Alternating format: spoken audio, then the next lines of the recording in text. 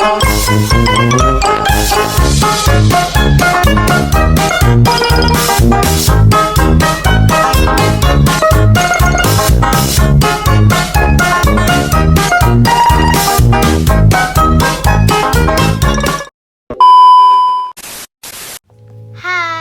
Assalamualaikum warahmatullahi wabarakatuh. Sebelum memulai videonya, mari kita perkenalkan diri dulu.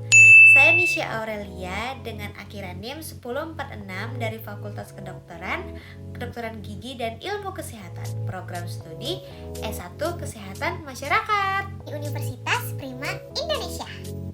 Nah, di video ini saya akan membahas dan memaparkan ciri-ciri paragraf beserta jenisnya. Dalam bahasa Indonesia, paragraf merupakan kumpulan kalimat yang saling berkaitan dan membentuk satu kesatuan ide atau gagasan. Oleh sebab itu, setiap paragraf memiliki satu pikiran utama yang dikembangkan oleh kalimat-kalimat yang penjelas.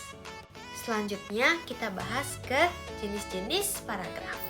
Paragraf dapat dibagi oleh berdasarkan kriteria, yaitu didasarkan oleh pola perkembangannya dan berdasarkan letak gagasan utamanya. Berdasarkan pola perkembangannya juga, jenis-jenis paragraf ini mengacu pada bagaimana ide utama paragraf tersebut dikembangkan dan diorganisir. Yang pertama itu ada paragraf narasi. Paragraf narasi ini dia menceritakan suatu kejadian atau peristiwa secara berurutan dari waktu ke waktu. Terus paragraf ini memiliki unsur tokoh, latar, dan juga alurnya. Contoh kalimatnya seperti ini. Malam itu Raisa bergegas menuju mall. Gerimis mulai turun, membasahi sebagian rambutnya. Bus yang ditunggu tak kunjung tiba. Raisa melirik jam tangan. Detak jantungnya berpacu lebih cepat karena takut terlambat masuk. Tiba-tiba sebuah taksi melintas dari Raisa, segera melambaikan tangan, dan Raisa berharap sampai cepat waktu. Nah, itu dia contoh dari sebuah paragraf narasi. Lanjut yang kedua, ada namanya paragraf deskripsi. Paragraf deskripsi ini bertujuan untuk melukiskan atau menggambarkan sebuah objek, tempat, atau sebuah peristiwa secara rinci, sehingga pembaca seolah-olah dapat melihat, mendengar, atau merasa sedang apa yang dideskripsikan. Yang ketiga, ada paragraf eksposisi. Paragraf eksposisi ini menjelaskan atau memaparkan sebuah informasi, fakta, atau gagasan secara objektif dan logis. Tujuannya adalah untuk menambah pengetahuan si pembaca. Dan ya, yang keempat ada paragraf argumentasi. Pasti kalian udah pada tahu kan, paragraf argumentasi ini sering banget kita dengar. Nah, paragraf argumentasi ini berisi sebuah pendapat atau gagasan penulis yang disertai dengan bukti-bukti, alasannya, dan data pendukung.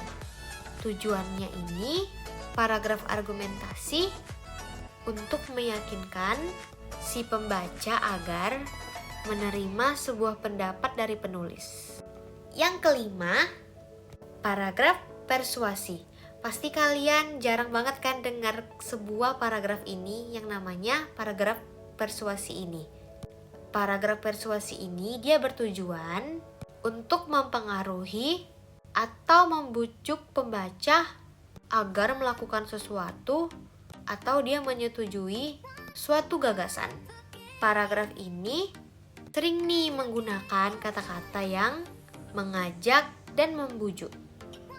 Lanjut, kita akan membahas berdasarkan letak gagasan utama Jenis paragraf ini sangat berfokus pada di kalimat utama. Yang pertama ada paragraf deduktif. Paragraf ini adalah gagasan utamanya yang terletak di awal paragraf. Yang kedua ada paragraf induktif.